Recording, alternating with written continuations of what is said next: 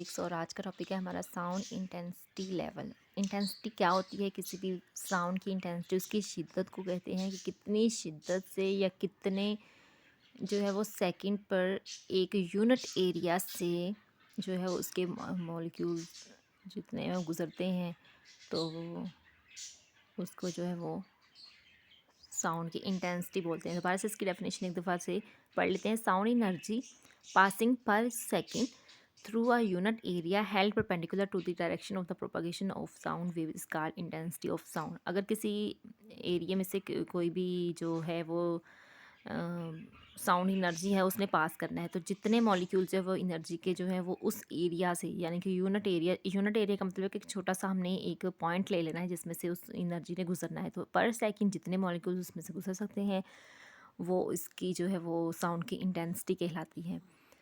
और sound intensity level क्या होता है? The human ear response to the intensity ranging from 10⁻⁻12 watt per metre square to more than 1 watt per metre square which is loud enough to be painful. अब इसकी जो intensity है इसका unit जो है वो वाट पर मीटर स्केयर है। अब इसकी रेंज क्या है? 10⁻⁻12 जो कि बहुत ही मध्यम होगी, -12 में इसकी जो है वो पावर है, और 1 वाट पर मीटर स्क्वायर और 1 वाट तक 10⁻12 जो कि बहुत ही कम है। इतनी मध्यम से लेकर 1 वाट तक इतनी लाउड तक सुन सकते हैं। उसके बाद जो होगी उसकी इंटेंसिटी वो हमारे लिए जो है वो अ, हम सुन नहीं सकते, यानी कि इंसानी जो ईयर है वो सुन नहीं सकता, because the range is so wide. Intensities are scaled by factors of 10। अब यहाँ पे इंटेंसिटीज़ को जो है वो स्केल कैसे किया जाता है? 10⁻⁴ फैक्टर जो होते हैं 10⁻⁻12 कर दिया जाता है, -11, 10, 9, 8 इस तरह से। बहुत ज़्यादा बड़ी जो वैल्यूज़ है वो याद करने की बजाय इसको 10 के फैक्टर्स में जो है वो फैक्टराइज कर दिया जाता है। The बेयरली Audible and the faintest intensity. अब बेयरली ऑडिबल का मतलब है बहुत मुश्किल से जो है वो बर्दाश्त की जाने वाली आवाज़ें, और फेंटेस्ट इंटेंसिटीज़ और जो बहुत ही मध्यम होती है इंटेंसिटी वाली वो sound 10⁻12 is taken as reference intensity called zero bel. अब 10⁻12 जो है उसको ज़ीरो बेल भी बोलते हैं क्योंकि बहुत ही ये मध्यम सी होती है। और ये नाम क्यों रखा गया है ज़ीरो बेल का? ये एक नाम है अलेक्जेंडर ग्राहम बेल, जिसने जो है वो आवाज़ को जो है वो किया था फाइंड आउट कि किस तरह से हम आवाज़ को जो है सुन सकते हैं। The loudness of a sound depends not only on the intensity of the sound but also on the physical condition of the year. ये पहले भी बात हम बता चुके हैं कि सिर्फ लाउडनेस जो होती है साउंड की, वो हम सिर्फ इंटेंसिटी पे ही डिपेंड नहीं करती कि अगर उसकी इंटेंसिटी जो है वो रेंज में है 10⁻12 से लेकर 1 वाट तक है तो अब भी हम सुन सकते हैं। ये कानों पर भी डिपेंड करता है, फिजिकल कंडीशन जो होती है कानों की उस पर भी डिपेंड करता है। अगर कान जो है वो सही तौर पर हमारे जो है वो आवाज़ को सुन सकने की सलाहियत रखते हैं तो वो सुन सकते हैं, वरना otherwise not. The human ear is more sensitive to some frequencies rather than the others. कुछ जो कान होते हैं बहुत सेंसिटिव होते हैं कुछ फ्रिक्वेंसीज के हवाले से। The loudness L of the sound is directly proportional to the logarithm of the intensity. अब जो लाउडनेस होती है किसी भी साउंड की उसको एल से जो है वो डिनोट करते हैं, वो डायरेक्टली प्रोपोर्शनल होती है, यानी कि उसका जो रिलेशन होता है लॉग इंटेंसिटी के। तो इसका रिलेशन इस तरह से होता है कि अगर इंटेंसिटी जो होगी वो ज़्यादा होगी तो लाउडनेस भी ज़्यादा होगी, इंटेंसिटी अगर कम होगी तो लाउडनेस भी कम होगी। तो अगर हम डायरेक्टली प्रोपोर्शनल का साइन यहाँ पे मेंशन नहीं किया हुआ, ये बहुत बड़ी मिस्टेक यहाँ पे की हुई है। तो यहाँ पे डायरेक्टली प्रोपोर्शनल का साइन आपको पता ही होगा कि कैसा होता है। अगर नहीं पता तो आपको मैं बता दूँगी, किसी वीडियो में इसको डिनोट कर दूँगी। तो इसका इक्वल जब इक्वल लगा के और के डिनोट करके डायरेक्टली प्रोपोर्शनल का साइन जो है वो ख़त्म किया गया। डायरेक्टली प्रोपोर्शनल का साइन जब ख़त्म करते हैं तो इक्वल और के कांस्टेंट ये लगाते हैं। लॉग आई वैसे का वैसे ही, फिर K is the constant of proportionality होता है, इसकी जो ख़ास वैल्यूज़ होती हैं। Let L naught be the loudness of the faintest audible sound of the intensity. अब आई नोट एक और हमने एक आवाज़ ले ली है आई नोट और उसकी लाउडनेस भी एल नोट ले ली, तो उसको हम रिप्रेजेंट कैसे करेंगे? L naught is equal to K log I naught, यानी कि जो लाउडनेस होती है वो इंटेंसिटी के डायरेक्टली प्रोपोर्शनल होती है अगर उसका लॉग ले लिया जाएगा। अब इन दोनों को सब्ट्रैक्ट कर दिया इक्वेशंस को, तो हमारे पास आ गया L minus L naught is equal to. अब ये जो के की वैल्यूज़ है एक स्टेप यहाँ पे अगर हम और कर लें, के लॉग आई नॉट माइनस के लॉग आई, तो अगर हम के को कॉमन निकालें तो log i minus log i not बन जाएगा। अब यहाँ पे log i जो होगा वो पहले लिखेंगे, l जो होगा वो पहले लिखेंगे क्योंकि ये बड़ी वैल्यूज़ होंगी।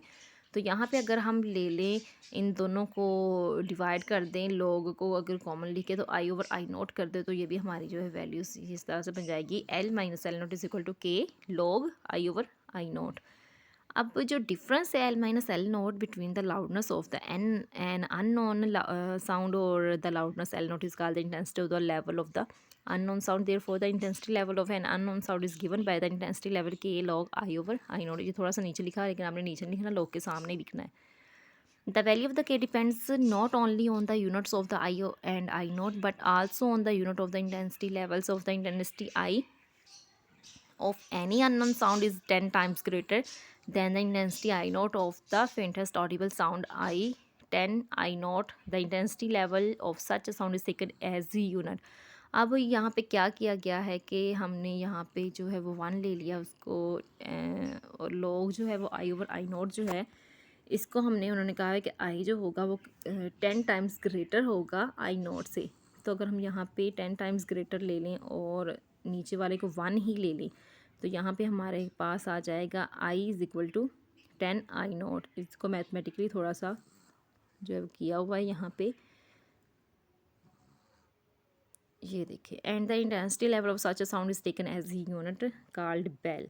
The value of K become 1, therefore using K is equal to 1 becomes, equation जो है वो 11.3 जो है वो बन जाएगी इस तरह से, intensity level is equal to log i over i naught bel. Bel is a very large unit of the intensity level of a sound. जो इसको भी अंडरलाइन करें कि ये ऑब्जेक्टिव में भी आ सकता है। Generally smaller unit called decibel used, decibel is abbreviated as the D B, D small और बी जो है वो बड़ा लगाएंगे। डेसिबल का मतलब होता है 10 times. It must be remember that 1 bel is equal to 10 decibel, ठीक है। 1 बेल जो है वो होता है डेसिबल के, यानी कि 10 dB के।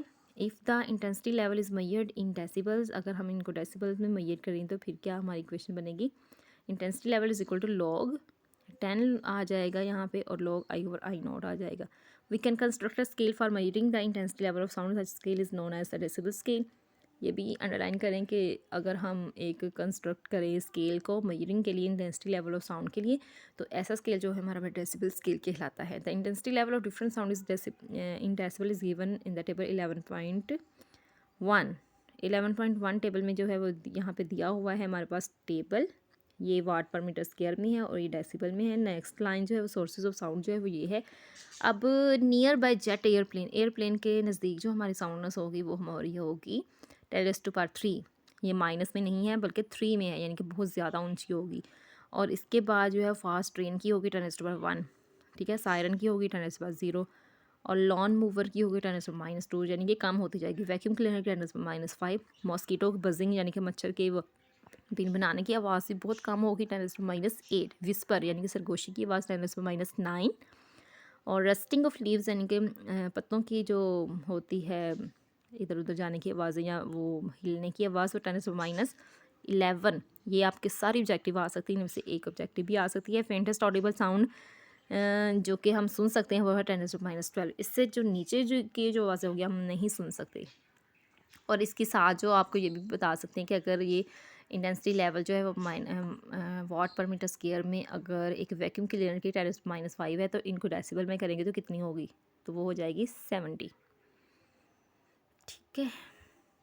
यहाँ तक तो हो गया हमारा ये इंटेंसिटी लेवल क्या होता है, इंटेंसिटी लेवल और इसका फ़र्क क्या होता है। उसके बाद में हमने लॉग सारा फाइंड आउट करके तुम्हारे पास लास्ट में जो वैल्यूज आई हैं वो क्या होंगी।